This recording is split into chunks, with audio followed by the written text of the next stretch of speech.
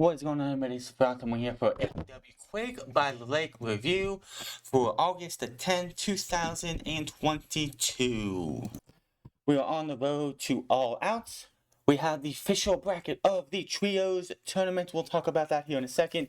The return of the AEW World Champion CM Punk. The interim championship on the line in the main event. We also had a coffin match, which I still think was a pretty good match, except for the fucking finish, everything after Sting got involved. And so much more. So we started off with the quick by the lake. We start with Darby Allin versus Brody King. Brody King's making his entrance. Brody King gets into the ring, takes off his helmet and everything, and all of a sudden Darby Allin jumps out of nowhere and starts beating the shit out of the guy.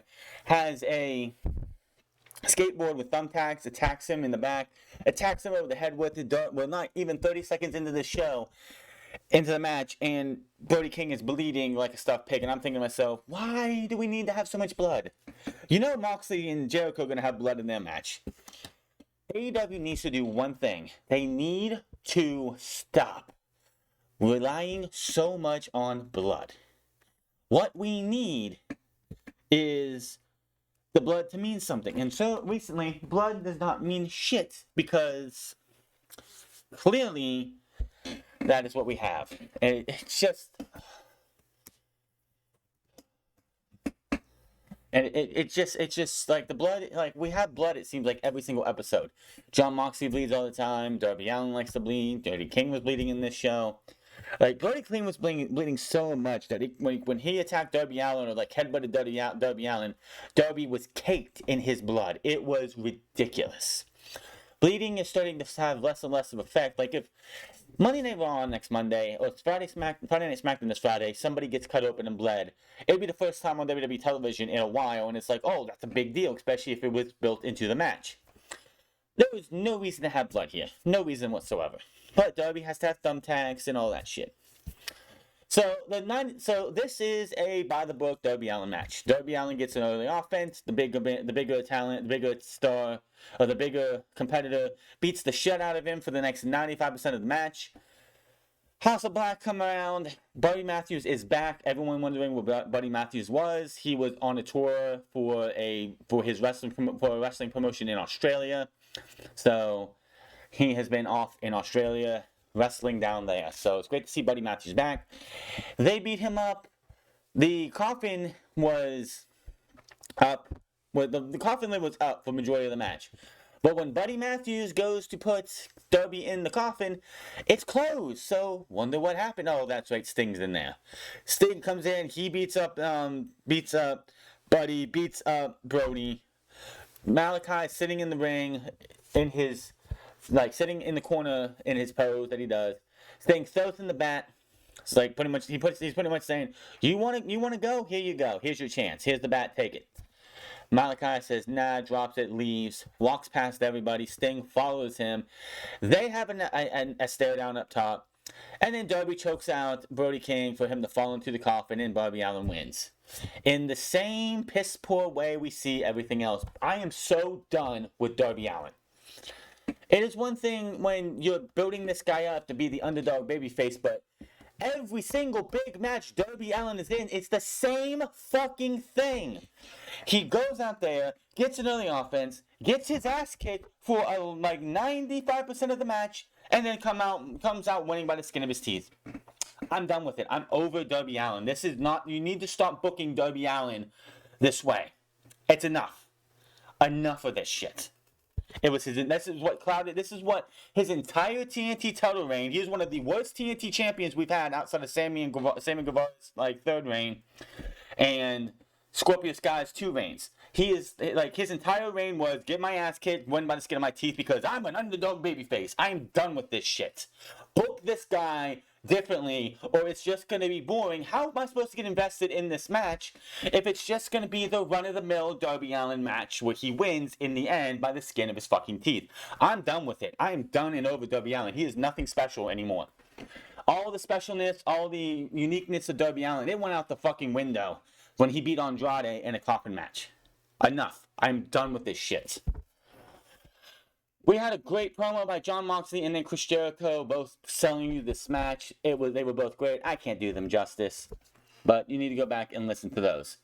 Back inside the arena, we have the Luchadors versus Los Facción Ingobernables. Even though, for whatever fucking reason, we could not get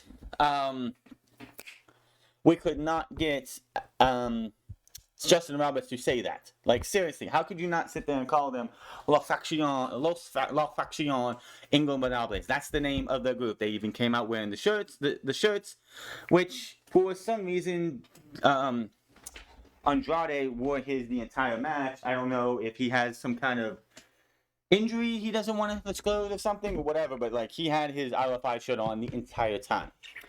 Now, this match was a banger. I knew this match was going to be fantastic. Now, before we actually got to this match, I believe it was before we got to this match, they announced they showed the bracket off for the trios. Let's show that off. Here is your trios tournament bracket. If you notice, we have House of Black versus Dark Order. Trustbusters, which is Parker Boudreaux, Slim J, and Ari Daivari versus the Best Friends. Young Bucks and question mark versus Los Facción Ingobernables with Dragon Lee added. And then we have Death Triangle versus Will Ospreay in the Aussie Open of the United Empire.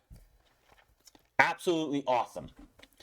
Do I expect the Death Triangle to make it out of this first round? I wouldn't. If you really wanted to do LFI versus Death Triangle at the pay-per-view for the trios titles, you would have them on the different sides of the bracket. But no, they didn't do that. I don't see the Young Bucks in their question mark, which we'll get to in a minute, losing to LFI just because I think the Bucks and them are gonna win this tournament. Best Friends are gonna beat the Trustbusters. They'll just come together. I wouldn't expect them, but I expect Parker Boudreaux to get a good look. House of Black over the Dark Order. Aussie Open, the United Empire over Death Triangle. Because honestly, I think that Pac should be defending his title at the pay-per-view. And then, of course, the Young Bucks and who they're going to have here in a bit will beat LFI, which then Death Triangle, if they want to, you could have Dragon Lee and Roosh versus the Lucha Bros, and then Andrade versus Pac for the All-Atlantic Championship. That's what I would do. Or you could have any two members of the Ingobernables versus the Lucha Bros, and then the other guy could take on Pac at the pay-per-view. That's why I'd say the United Empire. Will Ospreay's right now in the middle of doing the G1. He's got another week before. So the G1 ends next Thursday. Next Thursday is the final day of the G1. So Ospreay will not be able to be out here until the 24th. Unless Rampage somehow is live on a Friday, which I doubt, but yeah. The 24th or the 26th, we'll see Ospreay, which is very interesting. I don't know how they're going to make this work because the G1 ends next week on Thursday. I don't know, because the go-home show is the week after, so I don't know how they're going to do this, but I can definitely see the Young Bucks and question mark versus the United Empire. And it's going to be very interesting if that happens. So let me know in the comment section below who you think is going to win this all. I think it's going to be the Bucks and their partner, which the Los Facción Ingobernables versus the Young Bucks and their partner next week will kick this all off. Like I said, United Empire cannot fully be here till the week after because Ospreay and the G1 does not finish up the G1 until next Thursday. Which, when I saw this and I saw Aussie Open and Ospreay, I'm like, that's cutting it very close for this tournament because Ospreay is going to be in Japan at least until next Thursday. His last block match is on Wednesday. Well, let me say on Tuesday. And then, however however things go, if he wins his block, he'll be wrestling at least on Wednesday. So it'll be very interesting to see what happens. And I'm sure they're going to want him anyway for the last 3 nights of the tour as it is. So, can't wait to see what happens. This will be a lot of fun. Trios coming up. Let's wait and see. Moving on, we had the Los Facción Ingobernables versus the Lucha Bros. This, again, was a banger. Now, this was a Tornado Tag Team match, so no disqualification, anything goes. No kick, no tagging in or out. This match went all over the place. Luch was choking out Phoenix at one time. The Lucha Bros, it went back and forth between these four guys. This was a pay-per-view quality match. If it wasn't for the trio thing and possibility of these two teams meeting up in the second round, I would say that you could have kept this stuff for the pay-per-view. You could still do LFI versus the Death Triangle at the pay-per-view if you really want to, because I don't think either one of those teams are making it to the finals. Just saying. The spots of the biggest thing of this match was when LFI towards the end of the match got the upper hand and tied up Penta's mask to the ring ropes, to the ropes, and they hit a missile dropkick power driver. Penta lets his mask go, unmasks himself to break up the pin and hides his face, but it's clear he's got full-blown face paint on. He's got full-blown face paint on. So even if he showed his face, which I know he's not supposed to, I don't know what the fuck he looks like because he's got face paint on. He's got white face paint with black around the circles. That's gonna hide your face. Just saying. So Alex tosses in a new mask to Penta. Penta goes to grab it and put it on, but Andrade stops that, throws it into the crowd, throws him out of the ring. They're getting ready to set up and destroy the end of Phoenix when the crowd starts chanting, "Throw it back! Throw it back! Throw it back!" Which that would have been so hilarious if they would have got it thrown back and then he was able to put it on and get in there and continue. That would have been funny. That would have been too much. Luch hits the bullhorns. El Idolo hits the hammerlock DDT for the 1, 2, 3. Los Facción Ingobernables picks up the win, and they are getting momentum going into their match against the Bucks next week. So, the question is, who are the Bucks going to be teaming with next week? The Bucks go into the locker room. They have Brandon Cutler with them to document what they're about to do.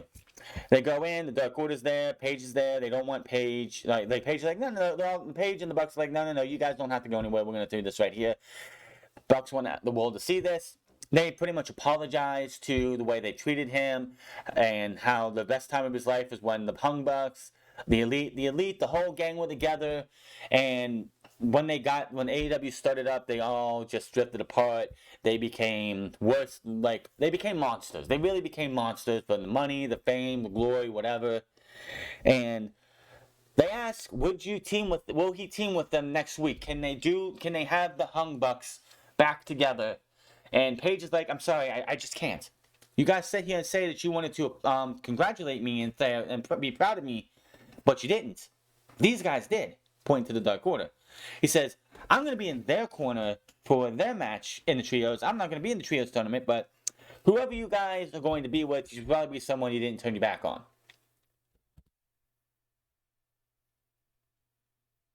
And they walk away upset. They tell Cutler to cut the camera. This is going to lead up to Kenny Omega returning next week. I think it was smart not to have Kenny Omega return this week with the return of CM Punk at the end of the show, which we'll get to that here in a bit. It was smart to hold this off for next week.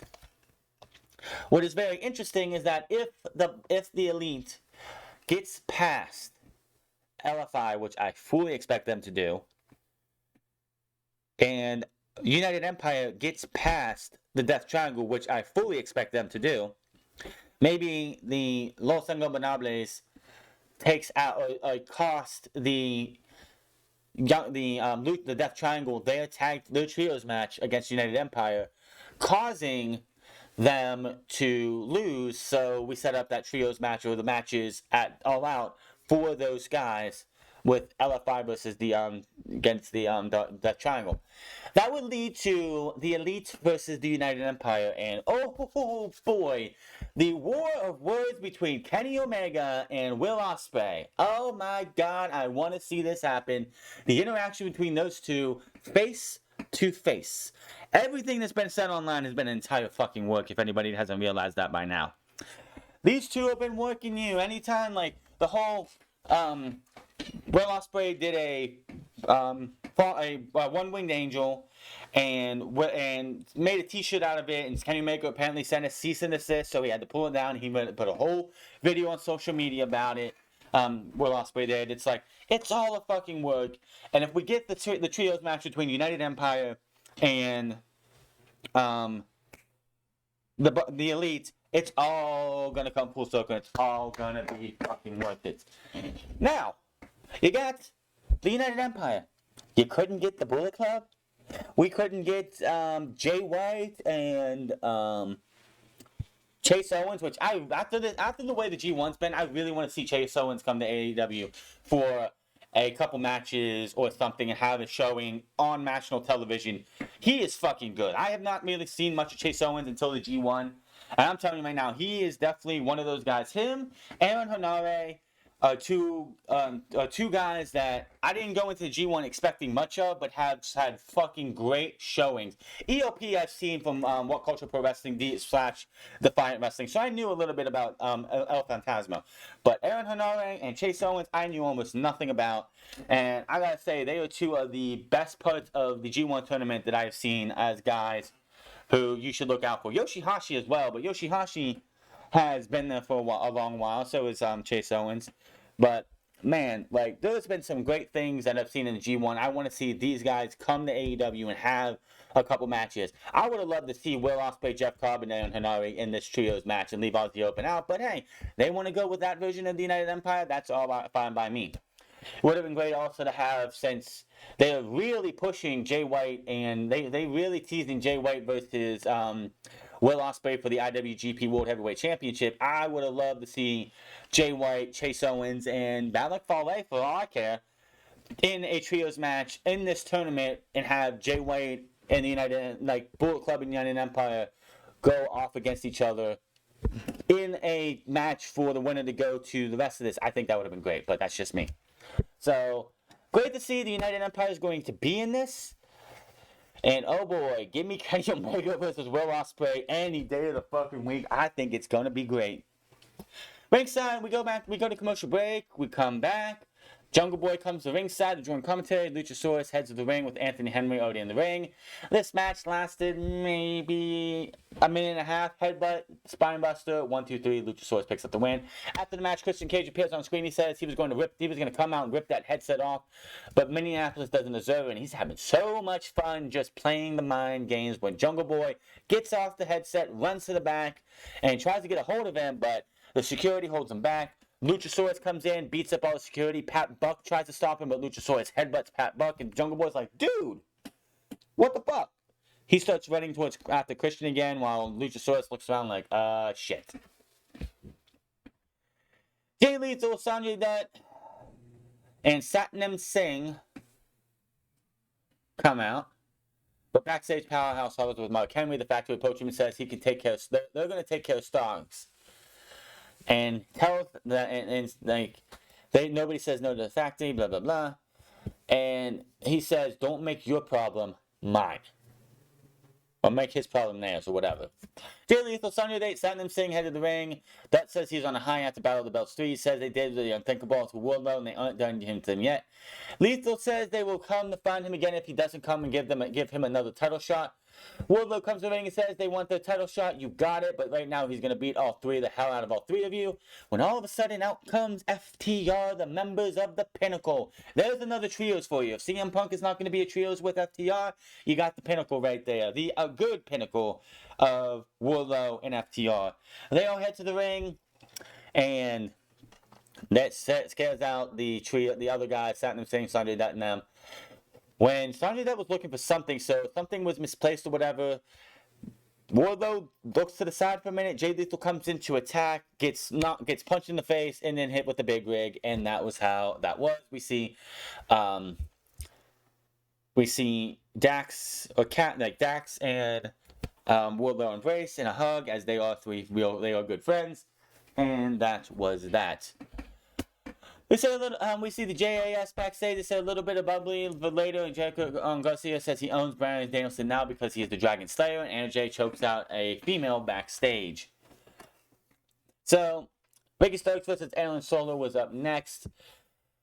They come to the ring. They have themselves a nice little match here. Cole Kardick tries to gets a distraction, but he gets kicked out of the ringside area. Starks goes, Solo hits Starks under the chin. Starks comes back with the DDT. He goes for the spear. Starks, Solo knows that's coming. He goes for the kick. Stark ducks that, bounces off the other rope, hits a spear as Solo is coming around to get himself back in the right position. 1, 2, 3, and that was the match. After the match, Camarado heads to the ring with the chair. Starks hits a spinebuster on him, powerhouse hop style. Before Solo attacks him from behind, Starks escapes through the audience as the other members of the factory chase after him. And we see Powerhouse Hobbs, who takes the LED screen, the TV, pulls it off of its thing, and throws it down in a fit of rage. So obviously he's not happy. Backstage, we see Lexi Nail and the Gun Club. Billy asks his sons how they have single-handedly ruined the one match he made famous. He says, "Man, this is why I missed the Acclaim." And then here comes Stokely halfway here, who is trying to recruit his own faction with Ethan Page, Lee Moriarty. Now he's looking for the Gun Club and wants them to have time to take their career seriously. Billy grabs his hand and says, "Dude, the fun and games or whatever, but you're about to have a bad day." Said he made a match for them. For Rampage, when Danhausen comes in and says he can't wait to meet them in the ring with the big bearded guy. I didn't put 2 and 2 together, but he's from he's from the Minnesota area, but Eric Redbeard is here again. He's from Minnesota, has friends in AEW. Their connection with Brody Lee is going to be something that's strong with him, and Eric Redbeard is going to be on Rampage this coming Friday with Danhausen and the Gun Club. Jerry Cargill versus Madison Rayne. It was in this match that they told us that Chris Statlander is injured. I don't know if this is a legit injury because she was just seen on Dark this past week. Not yesterday. I believe Chris Statlander was either on yesterday or the day before, and those two shows were taped on Wednesday and Friday last week. So, in the match Chris Statlander was in, she didn't look like she got injured. So, it feels to me they're probably doing another storyline injury to get to where they want to, which is Jade Cargill versus Athena and Thunder Rosa versus Toni Storm. Since Chris Statlander was the number 1 contender, but apparently she's injured. I don't know. I watched her on Dark and I didn't see her get any injury. I could be totally wrong, but I have not heard anything about her being injured either. So, them going out there and saying that she's injured, but Chris Statlander was on one of your Dark shows this past Monday or Tuesday in a relatively short match, I don't buy it. The match was fine. Madison Rayne definitely did do her best to make Jade Cargill look as best as possible. She goes for the cross range. Jade Cargill counters it, hits the Jaded 1, 2, 3. She picks up the win to 36-0, and I'm like, who the fuck's gonna beat her? After the match, Athena, who was disguised as a baddie, comes in, attacks her out of nowhere, forearms, before Hogan pulls her out of the ring and holds up the TBS Championship, as that is obviously where we're going.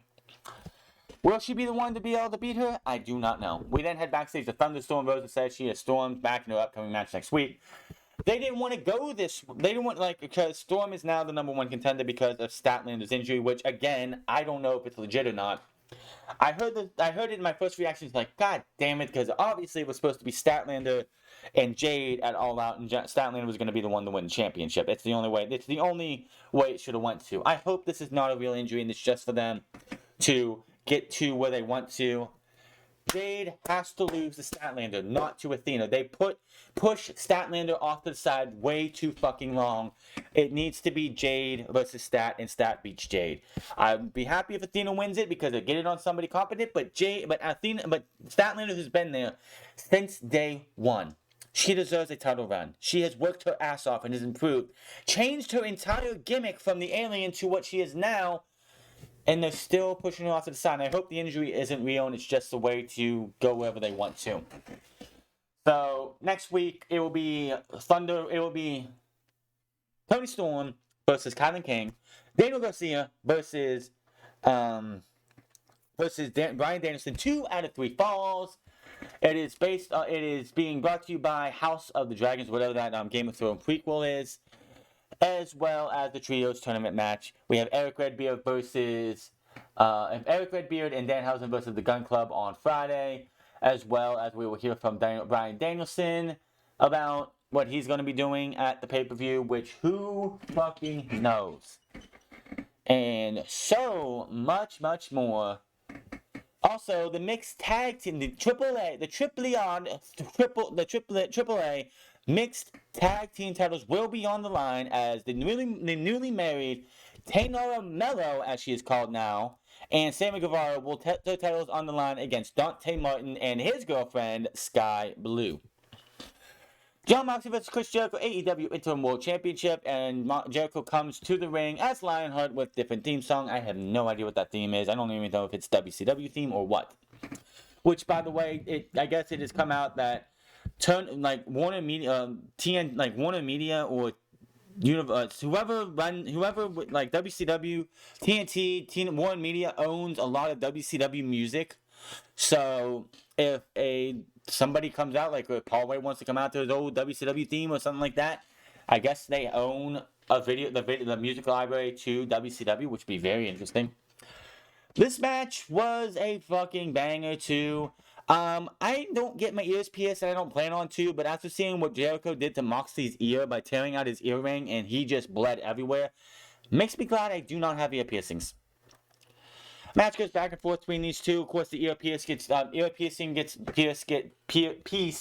pulled off, so Moxley bleeds all over the place. Jericho, I think he bled worse than Moxley because Moxley's by the end of the match stopped bleeding, but there was a spot towards the end where Jericho's head hit a fucking an exposed turnbuckle. He opened it up, so Moxley and Sammy Guevara had one job. Take Floyd, toss it to Jericho so Jericho can catch it. He overthrows Jericho. Jericho has to run and get the bat. Hits Moxley. Looks like he's going to pick up the win. Doesn't happen. Moxley kicks out of the Judas effect. Moxley ends up choking out Jericho and making him tap out to pick up the win and keep the interim championship. Here comes the JAS's Sammy Guevara, Jake Hager. It's just like the Inner Circle all over again with these guys. They beat up on Moxley. Here comes the BCC, Ortiz and Kingston. They fight. Here comes the rest of the JAS, Matt Menard, Daniel Garcia 2.0 and Daniel Garcia. When all of a sudden, Cult of Personality comes up. Here comes CM Punk. No title in hand. I don't know if AEW only had one championship belt, so yeah, whatever. But here comes the world champion. He comes down to the ring. He sends them all scurrying away. And then we get the stare down. Like, Punk turns around and looks down at Moxley. Moxley's just like telling guys to calm down, okay. Gets up. They have a stare down. Moxley flips off CM Punk. Checks him on the shoulder. And then leaves with the AEW Interim World Championship or the World Heavyweight Championship. And then CM Punk does what I think shows that he is cleared. He takes the surgically repaired foot and starts putting all of his weight on it and bouncing around the ring, dancing around, showing that he is good to go. As soon as they say he's cleared, he's ready to go. So, Moxley versus CM Punk looks to be all-out weekend. Cannot fucking wait. So much to look forward to. The Trios Championships, which we'll look at that one more time. I'm going with the Bucks and Kenny Omega versus the House of Black. Why else? I don't see the Dark Order doing shit. I mean, the Dark Order's been around since day one, since year one. They should get thrown a bone, maybe make it to the finals and lose to the Bucks and them there, but it's just not going to happen. I hope we do get Kenny Omega. I hope we get the Elite versus the United Empire. That's going to be fucking great. So much to look forward to. Cannot wait to see what happens. But we have 3 more Wednesdays, and 4 more Fridays, right? Yes, 3 more Wednesdays. 3 Wednesdays and 3 Fridays to get 8 matches in. Or 7 matches in. Yeah, something like that. 6 matches. 6 matches in. We'll be fine. They'll be on Tuesday, Wednesday, Thursday, Tuesday, Friday, Wednesday, Friday, Wednesday, Friday, Wednesday, Friday. Like I said, we won't see the United Empire until the 24th at the earliest. Unless Rampage is live on the 19th and Will Ospreay is able to get from Japan after whatever he does on the final night of the G1. I don't think that's going to happen. So we'll see them on the 24th or 26th. They'll have their match, and the go-home show will be the semifinal matches for Wednesday and Friday of that week. But that is your AEW Quake by the Lake review. Hit that subscribe button, comment down below, like or dislike this video. Find me on my The Frons Club, find me on twitch.tv/Frons Club, and find me on Instagram at Frons Club. And I'll see you guys on Friday for SmackDown and Rampage. Until then, my name is Frons, and I'll see you guys later.